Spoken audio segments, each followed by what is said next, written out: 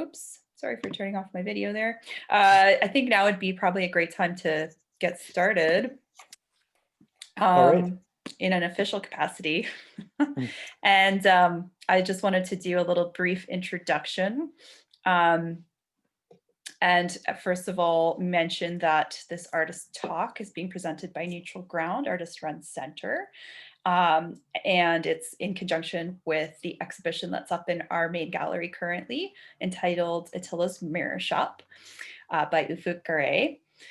And Neutral Ground is funded by our generous funders, including the Canada Council for the Arts, the Sask Arts, City of Regina, and Sask Lotteries. And I did also want to graciously acknowledge that the land that Neutral Ground is situated on is on Treaty 4 territory, which is the traditional territories of the Cree, Ojibwe, Saulteaux, Dakota, Lakota, Nakota, and homeland of the Métis Nation. And although we're all gathering here in digital space, we do have a brick and mortar gallery on these lands. And Ufuk Gueray, who is joining us tonight from out in Dartmouth, is originally born in Herrenberg, Germany, and has lived in Germany, Canada, and Scotland, and now calls Chibuktuk or Halifax home, where he makes art and occasionally teaches at NASCAD. He holds a BFA in Studio Arts and French Studies from Concordia University and an MFA in Fine Arts from the Glasgow School of Art. He has taught, exhibited, and attended artist residencies and been written about all over the continent. I am abbreviating your bio a little bit here because I'm sure you can speak a little bit more about yourself. And we're really pleased to be presenting his work at Neutral Ground from October 3rd. The show opened all the way up until November 14th. So if you are around and have a chance to see the show, it'll be up. And if you're not around, then thank you for tuning in from wherever you're joining us from. And I will turn it over to Ufuk. All right, lovely. Thank you, Amber. Okay, so I'm wearing headphones here, and we tested that out before. It should be relatively clear on your end, but if you notice I'm cutting off or if I'm mumbling and it's hard to understand, just let me know, and I will slow down and try to enunciate better or do whatever I can, but hopefully it's going to be okay. So it's a bit of, I guess I should acknowledge the whole awkwardness of this situation of giving an artist talk in virtual space, which I haven't done before. And I'm, like many other people, not that routine with the various pitfalls that can come with that, not being in the same room with people where I'm giving an artist talk. So it's a new experience, definitely a little awkward, but also kind of an interesting challenge. So thank you all for coming. This is really, it's lovely to see some familiar faces, and it's exciting to be able to talk about the show. It's also odd because I haven't seen the exhibition at Neutral Ground. Amber did a fantastic job installing it. I've seen some photographs, but I haven't been in that particular space yet. I'm not sure if you've all seen it or not, but what I'm going to do is I'm going to send you a link for to a website where you can see some photos of this project, various iterations of this project. So if you want to have something to scroll through rather than just looking at my face talking, feel free to do that. So I have, or I guess there was a link that was sent out to you with a text or an audio recording of me reading a text by a writer or Turkish writer called Orhan Pamuk. And if some of you have had the opportunity to read that text or listen to the audio, that's great. If not, no big deal. I'll just talk a little bit about it. And then I'll use this talk as an opportunity to present some ideas and thoughts that I've been working through. And then I will circle back to the show after I've done that. And it may seem a little bit tenuous to connection to the show at the beginning, but hopefully towards the end, it'll make more sense. So this text, it's from a book called The Black Book by Turkish writer Orhan Pamuk. And it's a story within a story. So it functions as a standalone story, but the conceit in this book is that the story Bediüzdar's Children is a newspaper column, so that it was written in a newspaper. It's fictional, this book, so it didn't, to my knowledge, ever appear as an actual newspaper column, but that's how it is presented in this book. And the story is starts with the columnist writing about this visitor who comes into his office and really wants to take him to this space for him to see it with his own eyes. And the space, what it is that visitor's father's workshop. And the story from, there's not exact dates in the story, but from the historic circumstances that are described in the book, it starts somewhere before the foundation of the Republic, so in the Ottoman Empire, an empire that was ruled, that was essentially like ruled according to Islamic religious principles, and then continues into the foundation of the Republic. So this person takes the columnist into this basement atelier where his father in the early 1900s started making these mannequins, so these real life sculptures that first were used as exhibits in museums. They mention a naval museum where they stand as like, you know, these proud soldiers, and a lot of people are really excited by these. But in the state apparatus, there are also some influential people who are iconoclasts and think that, oh, these figures, they compete too much with God's creation. Like, we can't show this. This is heresy. So they're removed, and the person, this artist, I call him an artist. Essentially, that's what it is. What he is, sculptor, keeps making these sculptures, and in the secrecy of his dark, damp basement atelier. And you know, he keeps making these works that no one wants to see. But then with the foundation of the Republic, these religious restrictions are lifted, and he thinks, oh, wow, awesome. Like, I can use these as like shop window mannequins. People will want to see them. And he gets all excited about it. But then as he tries to market these or, you know, get shopkeepers and people who could do something with these figures excited about them, he walks through these shopping districts, shopping windows, and he realizes that there are these mannequins and these, you know, figures advertising clothes and coats and shoes, but they don't look like his mannequins. They look not like people from, you know, his city, from his country. They look Western, lighter, just not very Turkish. So he's really depressed about that. He still tries to market them, but no one wants to see these figures, because when, this is how the story tells it, when Turkish people do shopping for instance, a coat, they don't want to look at mannequins that look like themselves. They want to look at people who are lighter complexion, that look Western, that have the word they use is toothpaste smiles and look sort of shiny and new. And so he gets really depressed about it, and goes back into his basement atelier, but keeps making these figures and doesn't give up on his art. So at the beginning of this short story, people don't want these figures because of iconoclasm. And then after the foundation of the Republic, people don't want to look at these figures because they don't look Western enough. So he like never quite hits the zeitgeist right. And the idea is essentially that people don't want to look at images of themselves that look like they look, or that look like they perceive themselves to be, but they want to look at figures that look like they would like to look.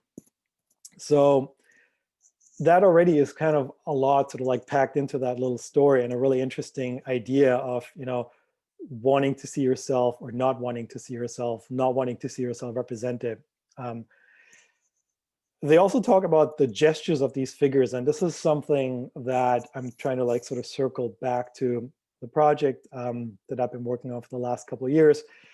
The son of that sculptor who goes to the newspaper columnist talks to him about these gestures, how all these figures have varying gestures. And they realized at some point, and I'm guessing in the story that's like around the 50s, 40s and 50s, they realized that people who they were, so these mannequins, they represent all kinds of people that they see in tea houses, on streets in Turkey, on the streets of Istanbul, like people who sell chickpeas, people who drink tea, or like, gesture when they're bargaining.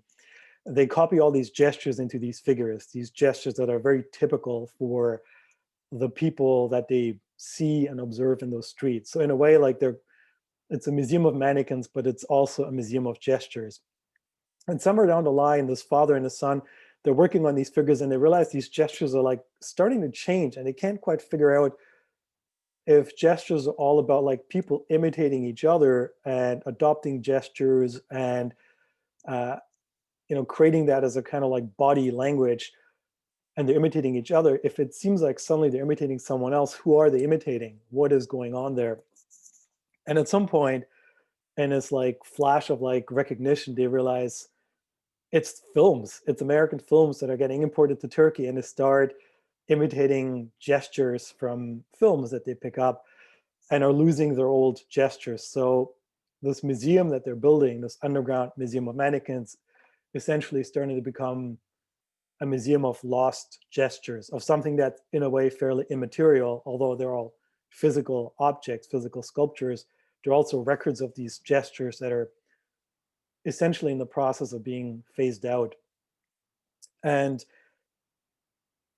there are a lot of, and this is only one of the many interesting ideas in this short story that really, I've been thinking about a lot, and I've been quite drawn to. On the one hand, in the story, you have this idea of artistic rejection, people like not wanting to look at these mannequins for various reasons, either because they hate representational art, or because they don't want to look at figures that look like they themselves look, or there's this idea of rejection of the self. But then there's also this really beautiful idea of artistic perseverance and persistence and frustration, but then also this bitterness, right? This idea that this guy just goes back into his basement, keeps making these figures, and just completely withdraws from the world because no one wants to look at his art. And I think these ideas like artistic rejection, frustration, persistence, those are things that anyone who's been making art for some time will have experienced, will have felt, and will have gone through these cycles. And I think that's a very sort of like recognizable cycle of emotions that as an artist you will go through.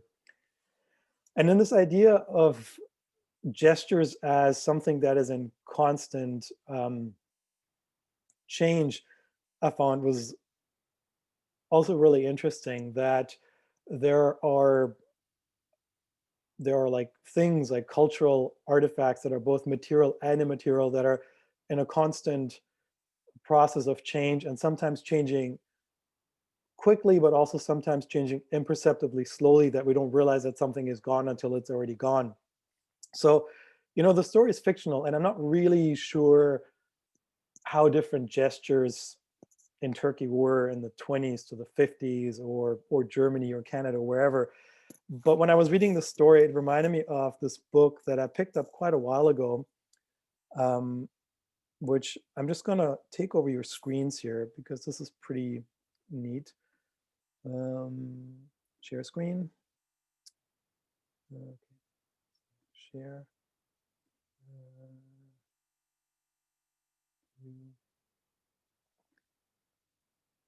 Okay, can you let me know if this is showing up on your screens? It is Okay. on my end. Yeah. Okay, lovely.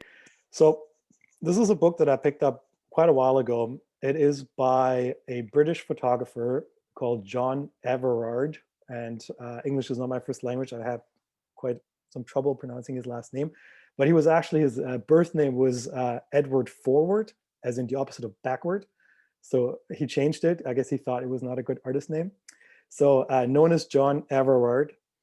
And it was a book published in 1951, and it's called Artist's Model. And the idea behind this book was for it to be a visual resource for art students, probably primarily sculptors, but sculptors, painters, people who make drawings. And it's quite a bit like Edward Muybridge, of, famous photographer with sequential pictures of galloping horses and running people, jumping people. A bit similar to that. John Everard came quite a bit later. In this instance, you can see that the figure is static, the camera angle is changing, whereas with Muybridge, you have multiple cameras photographing the figure in motion. So here the figure is still. So yeah, similar to Muybridge, not quite the same. I was looking at this book, and it's a really wacky book. It's 1951. So he has a bunch of photographs in this book of gestures. And I was looking at these hand gestures, and I was wondering, I'm not sure if this is quite the way that someone who was smoking would be holding their cigarette or their wine glass.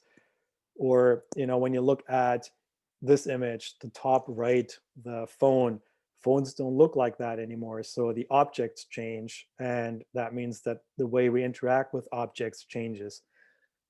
On all these other hand gestures, perhaps it's just the photographs that look a little bit dated, but I think that there's something about them that I'm not sure whether that, to me, these gestures do read as somewhat historic.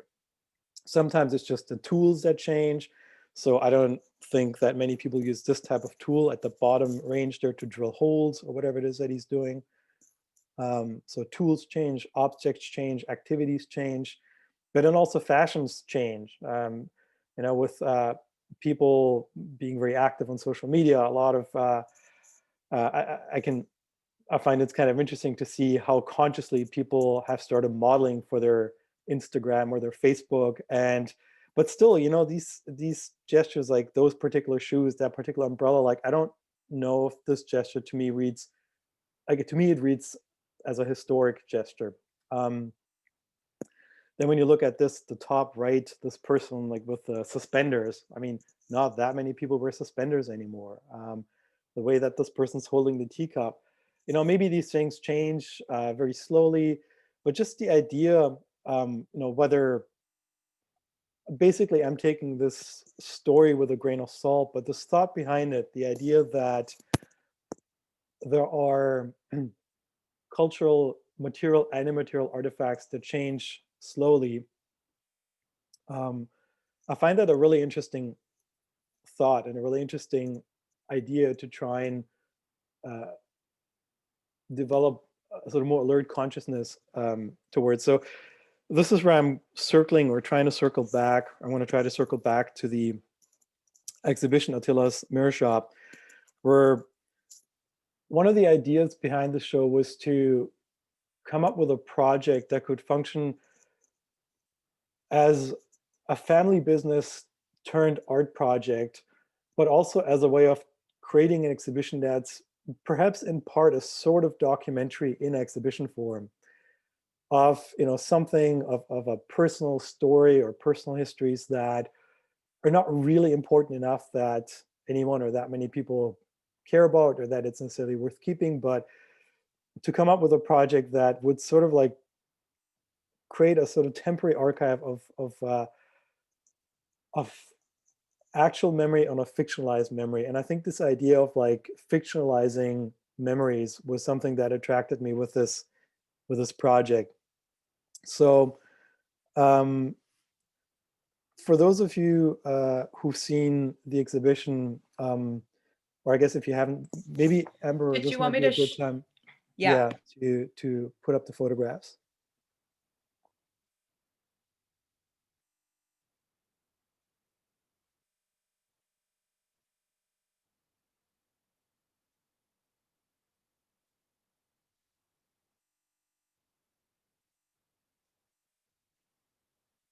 All right, so Can you see it's showing up on this? my end, yes.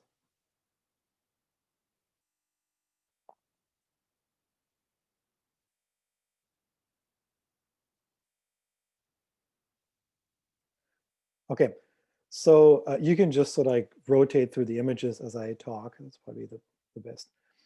So the exhibition has it's made up of various components, and this family business that I was talking about was a mirror shop That was originally started by my grandfather in Izmir, which is on the west coast of Turkey, in 1950. And my mother, as a little girl, remembers helping out in the store, which didn't sound like she particularly enjoyed it. So she was telling me that she tried to do on purpose a bad job so her dad would let her go off and play. But she remembers working in the store. And when I first started working on this project with my partner Erica, that was during a residency in New York at the International Studio and Curatorial Program, which is really when the bulk of this work was sort of developed. My mom was there for part of it, taking care of our 1-year-old at the time, and also just like, feeding me with like these little anecdotes from the shop. So some of the items you see on this table there, those tools, are actual originals from the store. The store was taken over by my uncle Attila, so that's where the name of the project comes from, in 1970, I believe. So this leather jacket that you see on Amber's stool there, and Amber lent her stool for the show very graciously. That leather jacket, it was my late uncle's leather jacket. That gray thing you see in the background is a 1950s pinwheel calculator. So essentially what a pocket calculator does now, you needed this big bulky thing to do back then. My mom used to operate it in the 50s as a girl in the store. So there are some original artifacts dating back all the way to the 50s, but then some newer ones from my uncle when he took over starting in the 70s. And then also some totally new things. So when we were in, or like things that we sourced for the project, the mirrors, a lot of them I got at thrift shops, and some of them at thrift shops in Winnipeg and New York, some of them in Halifax, and some of them they had just frames on them. So I had glass cut for the frames and then stapled the glass in. So the mirrors, none of them are from the actual shop, but we were looking at some photographs that we had from the original shop dating back to the 80s and 90s, and trying to figure out what types of mirrors look like they could have been sold in the store at that time. If you've been in the show, you'll notice that some of the mirrors have silver leaf glued on top of it, so it takes off the reflection a little bit. Then this boat that you're seeing there, that is a replica of a model that my uncle built in 1970 when he was in the army. So he, I think the military service was crazy long back then. It was over 2 years. So he had a lot of spare time, which he used to build a model boat. And then I rebuilt that model boat just based on photographs of his original model. So this model is a copy of a model, which is a model of an actual boat. And I thought that there was something interesting going on with the idea of, reproducing imperfectly, not having exact measurements, but reproducing just from photographs that my uncle's widow sent me, guesstimating the size, guesstimating the proportions. So that's where that, and the boat used to hang in the original mirror shop. And I remember that as a child, like being there in the late 80s, early 90s, seeing it and like really wanting this boat. So I ended up a long time later making one for myself. Then the other component are these photographs. And those photographs they look sort of like a little warped and hazy and distorted. And the way that came about was we took snapshots that were taken, original snapshots from the shop. And a lot of them, I think, were done on the same day because my uncle and some other figures seemed to be wearing the same clothes and quite a few of them. We took those and attached them to various objects with tape, and then held them into reflective mirrored plastic film. And we're manipulating the plastic film. So this was my partner Eric and I. We're taking these photographs together. We're holding these snapshots into the mirrored plastic film and photographed the reflection that was coming off this mirrored plastic film. So they're, they're fairly imperfect, quite distorted. You can see my hand holding some of the, holding up some of the photographs, and then disperse them in between those mirrors. So if you walk through, you'll see the photographs reflected in the mirrors on the other side. So there's a lot of, reflection, mirrors reflecting off each other, photographs being reflected in the mirror, and also the way it's hung, like with this like irregular rhythm. I was trying to like bring back some of the sort of chaos that I remember of, the clutter of the store. There's also a little transistor radio on the office area desk, which might be a little hard to see on the image, but you can see it's sort of in this black rectangle at the corner of the table there. So that's a new transistor radio, but it has a little SD chip on, so it plays sound of this chip, and the sound is ambient sound from Izmir, from the original neighborhood. And I worked with someone in Turkey who made audio recordings in situ, and by walking around the neighborhood of the shop. So I think it's about 4 hours of recordings from Izmir, but also interspersed with some audio from other locations where I've presented this project, mostly during residency. So I did the residency in New York, where this project first took shape.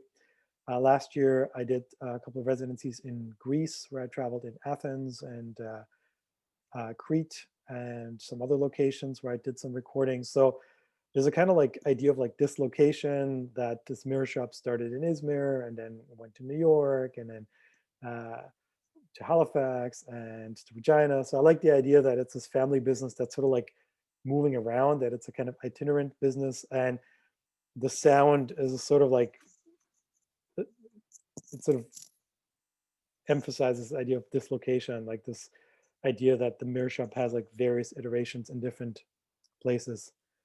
Oh yeah, and then some of the other objects in the background. My uncle was a big soccer fan, so Besiktas was his club. There's a couple of other objects hanging on that wallpapered wall, and yeah, so it's obviously an art space. It's an art exhibition. Like, it doesn't really look like a real mirror shop, but I kind of like the idea that it's like in between, like an art version of a family business. And yeah, so I'm gonna stop it here and open it up to discussion, ideas, questions, or comments.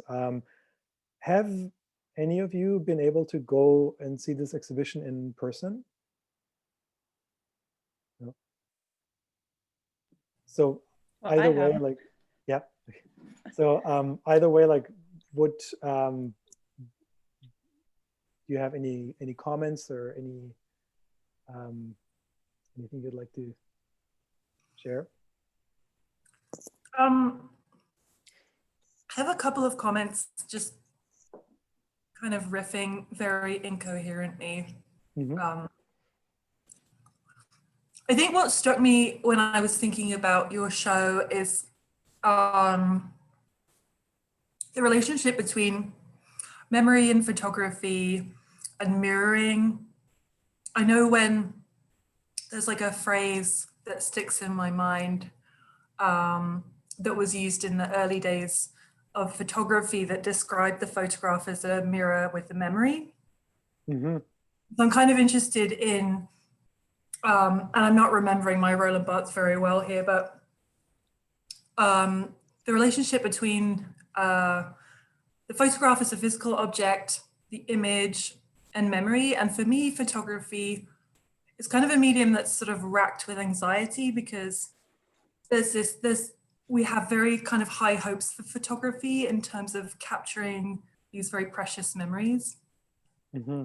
And I'm not really sure photography or the photograph is ever fully able to realize our dreams for it. And so when I'm thinking about your exhibition and memory and the photograph, I wonder if you're kind of playing with that idea. I think there's a lot of playfulness in your in some of the sort of constructed photographs that you did with Erica, the sort of distorted funhouse images.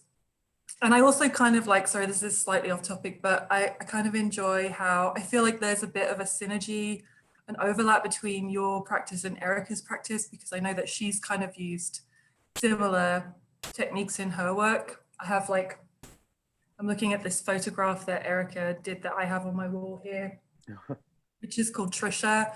It's a photograph of a thrift store perfume bottle, and it's got like sort of a very cheap mirrored lid.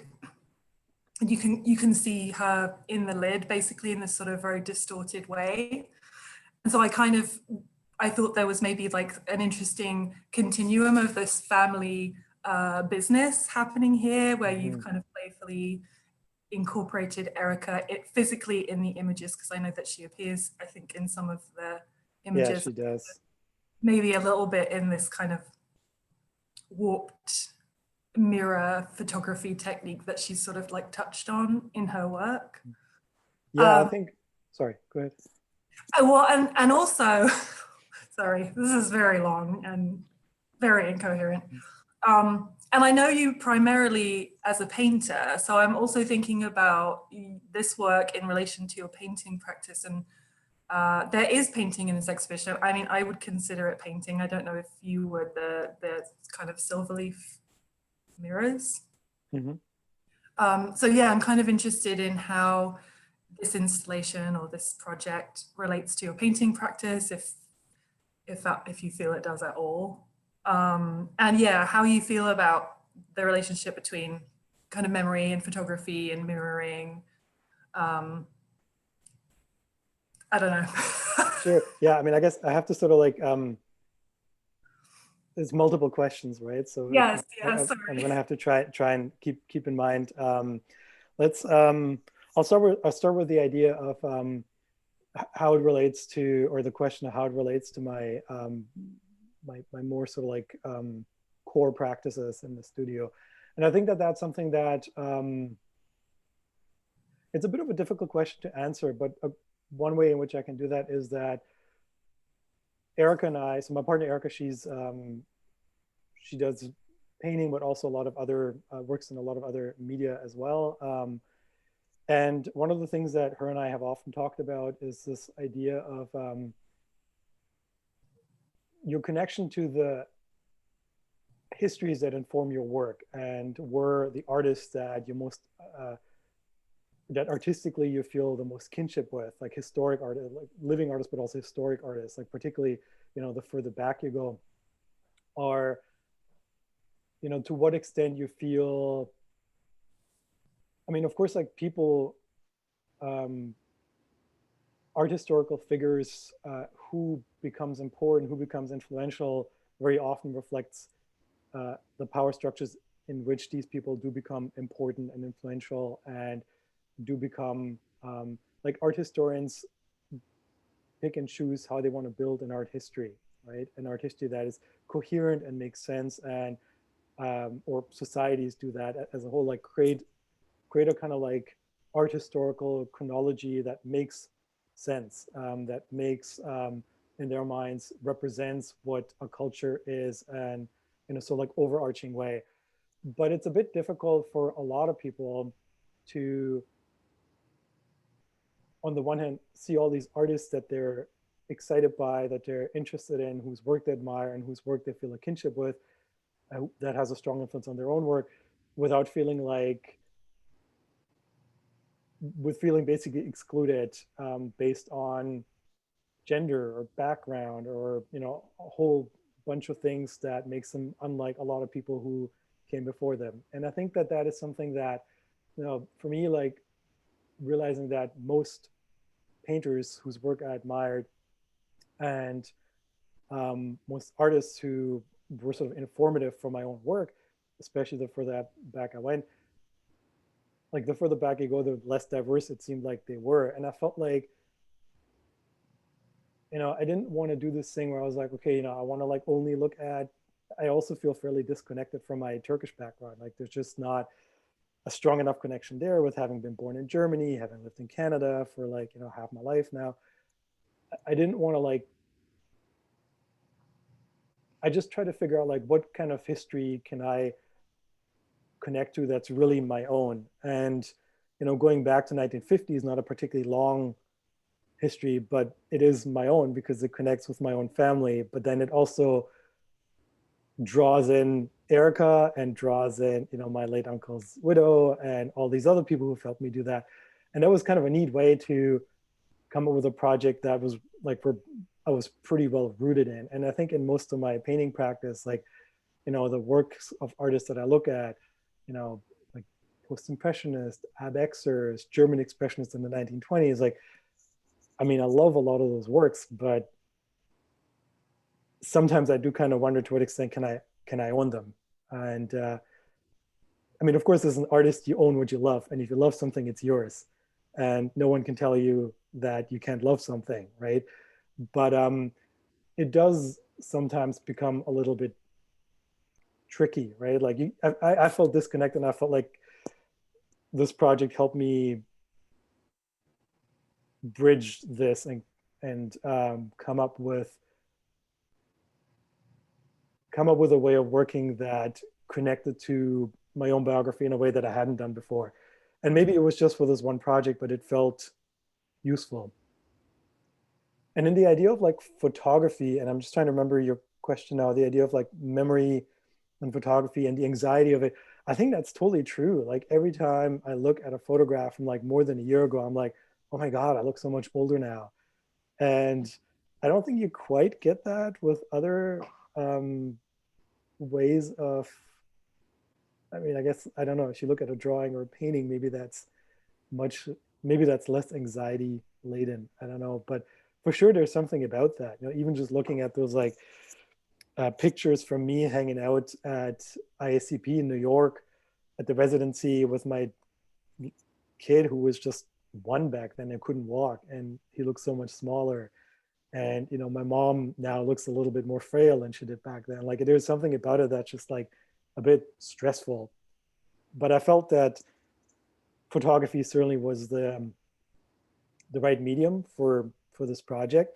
And I'm pretty heavily drawn Erica's skill set for that. Like that's for sure. Like, and for sure she became part of this like family enterprise, and put a lot of work into it, along with lots of other people who I dragged into it, like my mom and some artists in Turkey and family. And but it was also kind of fun to bring people into this project. I was also going to say that this idea about photography and anxiety obviously directly relates to painting too, right? In a historical sense, in the sense that when photography came along, everyone was terrified that it was going to replace painting. So I think photography and painting have this really interesting, maybe combative, maybe not kind of relationship. And your painting work very much riffs on painting as a medium. And so I don't know, this is kind of like a secondary, I think, to your intent with the work, but I just think there's some interesting relationships happening with those elements. Yeah. I have a question. Yeah. So having heard you talk a few times now, you often reference short story and literature that like go along with your painting series. And I was just wondering if you could speak to that, and maybe like at what point was the Orhan Pamuk story introduced to this project? Okay. So this particular book, I have read it. I had a first run at reading it quite a few years ago. I've read a lot of Orhan Pamuk's books, but this one, I have to admit, is not actually one of my favorites. And this short story, Bediüz Das Children, I think is a wonderful story, but it's embedded in a fairly experimental novel that I find quite tedious to read. So I actually abandoned it a couple of years the first time around. And then I thought of the story again, actually like not that long ago. when it was becoming clear that I wasn't gonna be able to travel to Regina because of COVID, and I was trying to figure out like what would be a good way to, because I wasn't sure, like, and I was not gonna, I wasn't in the show in person, and I wasn't sure like who was gonna have seen the show in person. So I figured this would be a good way of using virtual space to bring in some other elements. And But I think, yeah, I guess you're right. Like I do really like to do that, to connect to. Yeah, because I was just thinking of you referenced like John Berger's writing Yeah, previously about the meat shop, and yeah, yeah. yeah, I don't know, maybe it's just a symptom of being an avid reader. Yeah, and I think that there's something about when you read, this image of when Orhan Pamuk was. This is kind of anecdotal, but he actually wanted to be a painter before he became a writer, Yeah. and you can see that in some of his writing. That the way he builds up these sceneries, this like basement, this damp basement with these mannequins fidgeting and like doing all kinds of like gestures. I find that quite palpable and I find it quite imaginable. And I think that there is really something about writers who first wanted to become visual artists.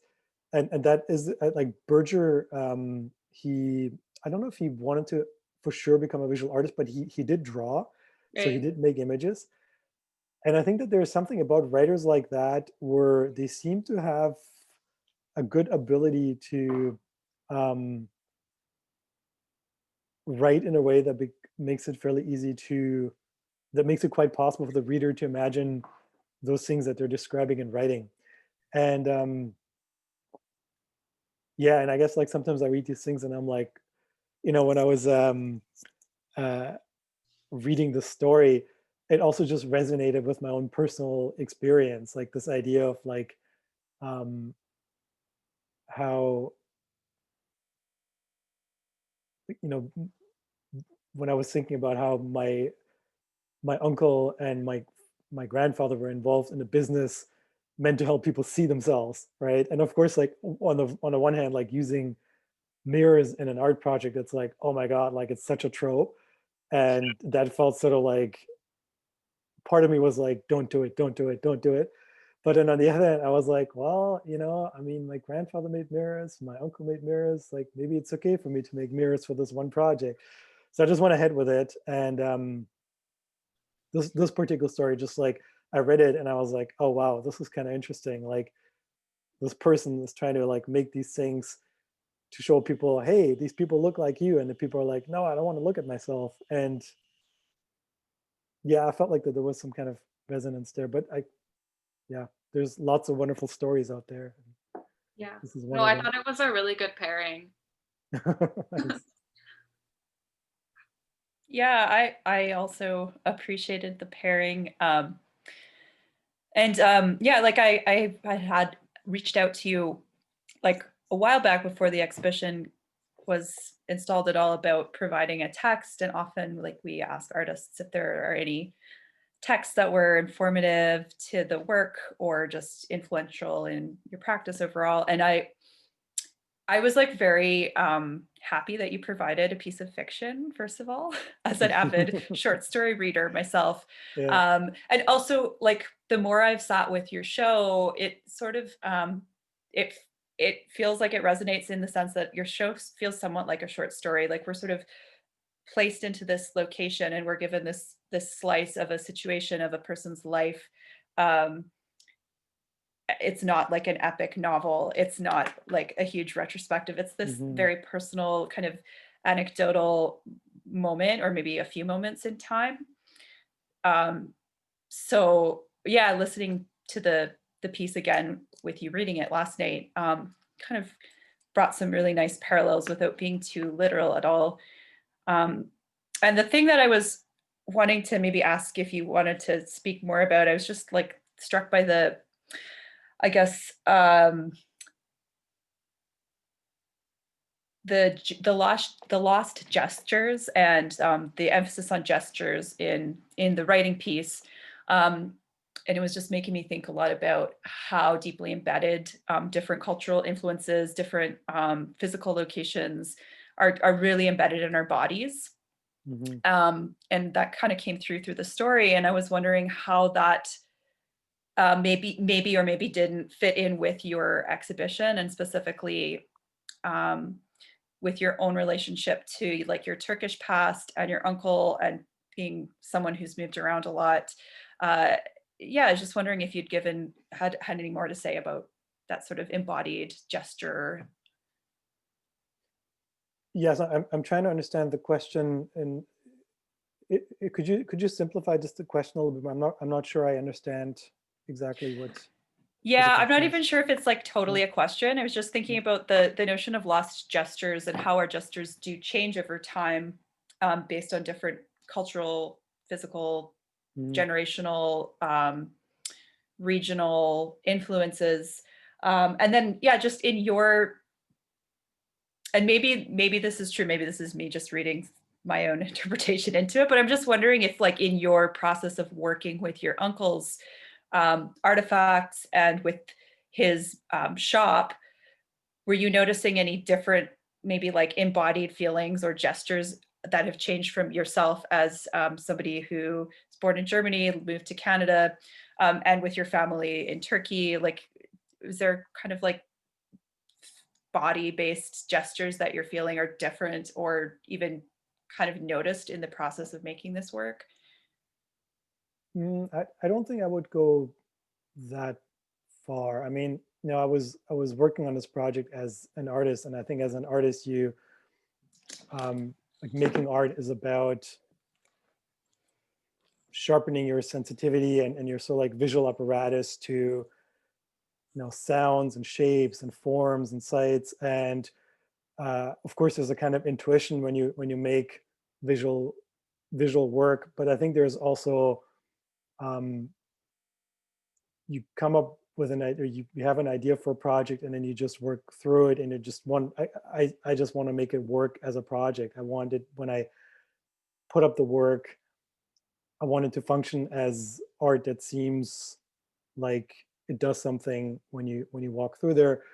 I don't know what whether, I mean, I'm sure that, you know, engaging with materials has some kind of like influence. As you engage with the materials, as you engage with the things that you're working with, it's always a bit of a give and take, right?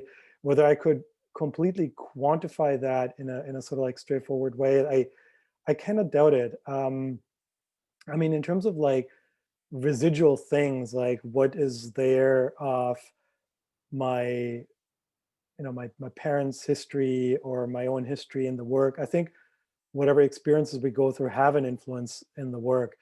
But at the same time, I think it's also, to me at least, it's important not to be, I don't want that to determine how I work overly. You know, it has an influence, but I don't want my work to only be about my background or about where I'm from. I think for this particular project, it ended up something that, like prior to this project, I never really did identitarian work that was really solidly tapping into my background. And in a way that was like really like a very decided thing. Like I didn't want to do that. But then at some point I was like, well, maybe I should do that just to see what it does. And maybe it is important that I try it out for, you know, the reasons that I was mentioning before.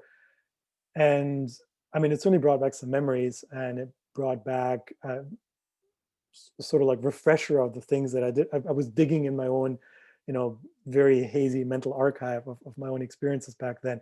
And that was pretty neat, I have to say. Like, I'm glad I've had the opportunity to work through this. But yeah, I mean, I don't know, I'm starting to sort of like meander, and I'm not sure where I'm going with this, but I think the idea that there, you know, everyone comes from somewhere, right? And where you come from has an influence on and how you are as a person. And sometimes that and that can manifest itself in different ways in the art that a person makes. very generic answer to the. Yeah, no, that's great. I think I was pulling some things together that maybe were there, maybe weren't. And also just thinking about like literally the physical objects on the workbench too, and like how that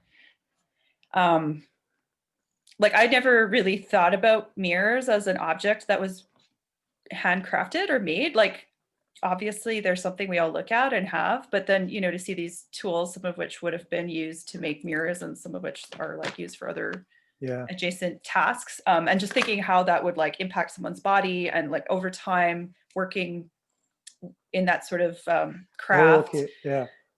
I don't know if that was really apparent in my previous like very incoherent like musing, but oh, so I think I may have misunderstood the question then. I think you know, certainly like handling those tools and those objects.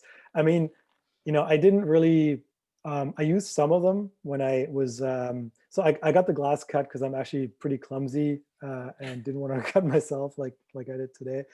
And it's pretty hard cutting it properly. I have tried it in the past, but you know, I did when I was like some of those frames I built or like stapled in those mirrors. The silver leaf, Erica taught me how to do that, so I did that. And I think for sure there's something about when you manipulate materials where you get a kind of familiarity with objects and the particular way in which they help you, but also in the way in which they resist you. And I think that is really neat when you start manipulating things and you get better at manipulating them. And I think that's one of the beautiful things about making things with your hands is that at the beginning it's really tricky and it doesn't go well, but eventually you get the hang of it and it becomes second nature. And that's something that you know, whether you like make things out of wood or bricks or paint, when you get better at it and it becomes second nature, that's a really great feeling. Like when you don't have to worry about the technique of how to manipulate, but you can just rely on more of your intuition to work through it. So that is pretty neat about that. And also using these old objects like the hammer or like the measuring stick.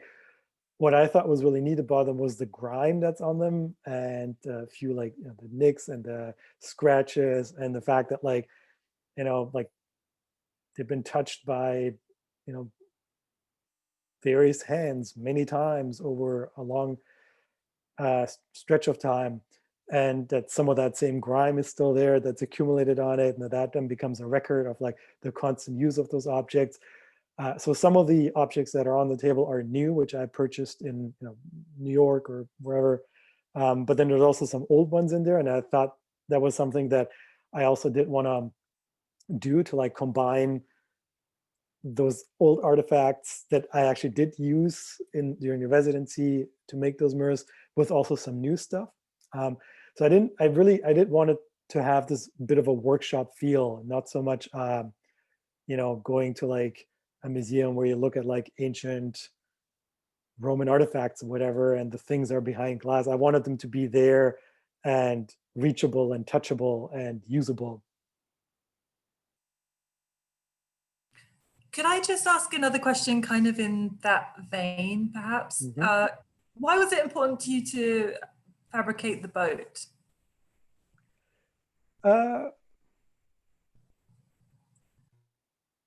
Well, part of it was this memory of seeing it as a kid above the desk and always being really fascinated by it. And, you know, like as a little kid, like wanting to play with it and like it being out of reach.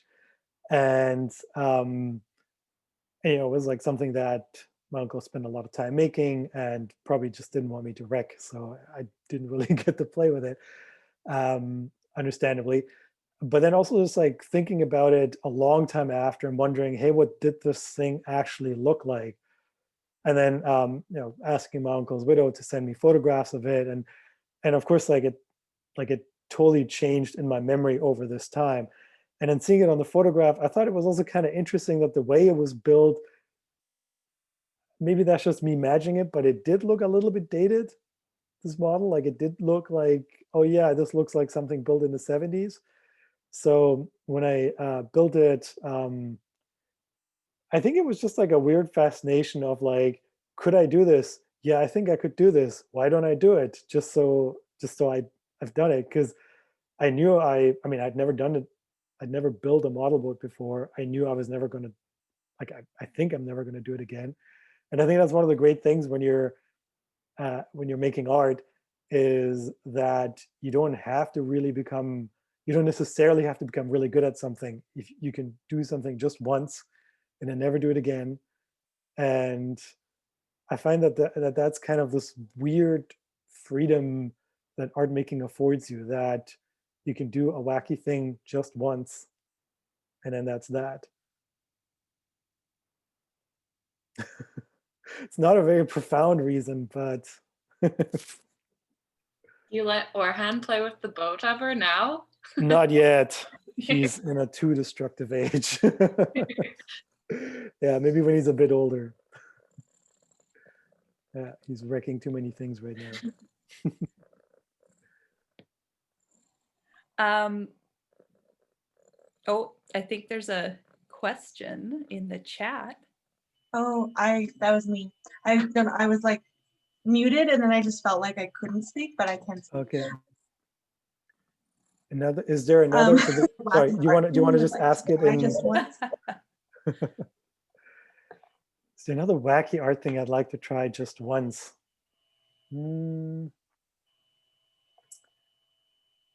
Gosh, I don't know. I'd have to think about this, but do any of you have wacky art ideas? I'm curious about. You don't have to have an answer. You know, I would really like to have a great answer for this, but I can't. One day you will. Right. One day I will, yeah. I do feel like that's sort of like that's an entire art practice, kind of like, where it feels like that's what my art practice is like. Like, oh, what weird thing did you want to try, and then do it once, and then never actually focus or master any of them. Yeah, it's a very relatable impulse. But also, I like how you framed that as like the freedom as an artist to be able to try. You don't have to go get a PhD in like boat building, unless you want to, but there's like that opportunity to try this thing out in a little fragmented way. Yeah. Well, does anyone have any last questions or comments? I see Clara just arrived. Hi, Clara. Hi. Hello. Hello. Yeah, I just got home like a few minutes ago. No, thanks for tuning in. Yeah, sorry for being late. Yeah, I love your exhibit, Ufuk. Thank you. And yeah, another student at the U of R, Erica Patmore, came by for the reception, and she also came by today. And she talked about how like she hasn't seen any exhibit like this one before, like Attilla's Mirror Shop. It's like very unique to her. Like she hasn't seen anything like that. So, and I personally, I don't think I have either, like seen like an exhibit that like felt so close to like a nostalgic setting, or like close to reality like yours. Well, thank you. Yeah. I was going to say it's such a perfect location. I don't know if when you sent in your proposal, if you're aware about where Neutral Ground currently is, but it's to have like a shop, sort of an approximation of a shop in what is effectively like a row of shops. I think it's very interesting. And Amber, you can attest to this. Do people come into the gallery and ask you if the art is for sale? Yeah, that's often a question. Actually, when you mentioned that, Ali, like the location that we're in now, it was a clothing store before we moved in, and renovated it into a gallery. And actually there were like so many very, very large mirrors on the walls.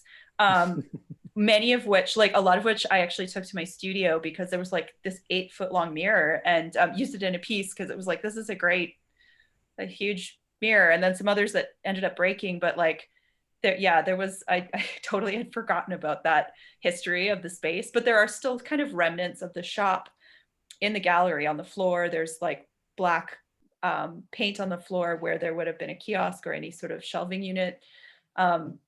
These little traces of the prior use of the space. Anyway, Yeah, that's that's really... neat. I knew I had the ground plan, right? So I had a sort of like idea of what how the show could function in the space. You know, it is. I mean, the whole situation right now is so weird for so many reasons, right? Like with the pandemic, like distances have become so much bigger, and you know, I thought I was gonna be in Regina for the opening of this exhibition for most of the time, since I knew the show was going to happen. But then it's also, you know, things just have happened the way they have, and it, I really did also enjoy this process of working with Amber and Clara, and it was Jesse, right, who helped you install the show, to see what would happen if someone else did it. And we were, you know, there was a back and forth, but you guys really did all the work of installing it, and that was kind of a neat thing to step back and just let it happen, and realizing that the best way to do this was to just let it happen. And yeah, I mean, it feels strange, the feeling that I'll never be in this particular iteration of the show in person. Like, I'll see documentation, but I will have never seen it in person. And that's not necessarily bad, it's just odd, you know, it's just a strange thing to ponder. And it would have been lovely to see it and to see people in person. And I don't know, I mean, I find this, and this is sort of like going on a bit of a tangent, but on the one hand, you know, at the beginning of the lockdown, it was great that it's so easy to exchange visuals and sound and, you know, be able to communicate with people. But on the other hand, it also seems like at some point people are just getting so fatigued from it that it's both a blessing and a curse in a way. On the one hand, it's good to have it when you feel, I don't know, it's a difficult time for a lot of people, and I think it's also kind of a difficult time to try and figure out how to have opportunities to look at art and to experience art. Yeah. How has it been at Neutral Ground in general, since like with visitors and with people coming into the gallery, like does it feel? Yeah, we've been open since the end of August, and it was very strange for me to go back in. Like the first week or so, I was having major anxiety, just mainly because I think I'd settled into that home space. But the gallery itself is like feels very safe and secure. And to be honest, like we have like a pretty small audience on a day-to-day basis as it is. So in a way, like for COVID precautions, we don't have the same considerations as a larger institution would have, or a more public space with lots of people coming and going. So in a way, it's like a similar thing. It's been like, yeah, it's interesting to see who comes in. It's been kind of quiet since your show has been up and since we've opened, really. It was really nice to have the opening reception that we did. And I know you weren't there physically, but it felt like you were there because we wheeled you out The disembodied on Zoom, head. disembodied head. But yeah, it was really like just to have a small group of people, like I think we had 15 at a time, be in the space and to hear you just present very briefly your work and just speak to it for a couple moments. It was something I really realized I'd missed. And that's really when our community comes together, is usually at events. So it's so challenging to consider how to keep that community going. And people are still interacting, still making work, I imagine, and doing their thing. But it's been tricky to not have these events because yeah, the artist run centers are so event based and about bringing people together in the space.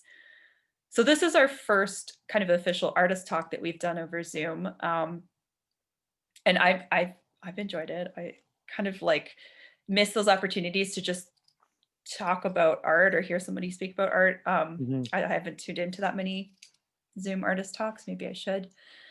I don't know what you all thought, but if you would come to another one, or we're rolling with it. I thought it was a really nice way to contextualize your work with folk too, especially with having that text. Yeah, thank you all for coming, joining into the Zoom meeting. It's lovely to see some familiar faces and to meet some new people. And it was yeah, I'm very grateful for this this exhibition and having worked with Amber, and it's been a really lovely experience. And it's nice to know that the work is being presented a long distance from here. And yeah, it's one day I'll be in Regina, and hopefully I can meet some of you in person. Yeah, I hope to be able to bring you out here some point, someday, when our worlds change a little bit. Yeah. I should mention before we wrap up that Ufuk's going to be offering a handful of studio visits this weekend. So there's still a couple spots left if any of you have a studio practice that you'd like to just hang out and chat about for an hour. You don't even have to be in the same place because they'll be over Zoom. So if you are interested, you can send me an email and I can connect you. I'll just throw my email. I think some of you have it, but throw my email in the chat. And the show is up until November the 14th. So if you are in the area and you can stop by, feel free. So I guess I'm going to stop the recording now.